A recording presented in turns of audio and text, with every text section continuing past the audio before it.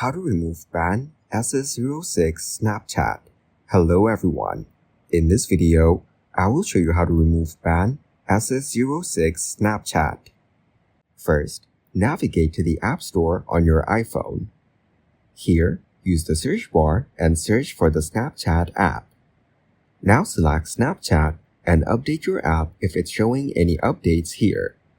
Updating the app will help you use its latest version.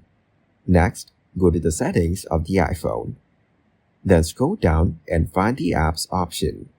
After that, tap on Apps and look for Snapchat. Following that, select the Snapchat app and enable the features that are shown on the screen. Now, go back and reach the General option. Here, scroll down and tap on Transfer or Reset iPhone. Next, select the Erase All Content and Settings option. Then continue it and it will help you get Snapchat back after being banned SS06. Following that, you can also go to the Safari app. By using the search bar, search for Contact Snapchat. After that, reach the first website and you can report your problem here. Thank you guys for watching this video. Hope you got some value. Make sure to like the video and subscribe to the channel to get notified of new videos. See you in the next one.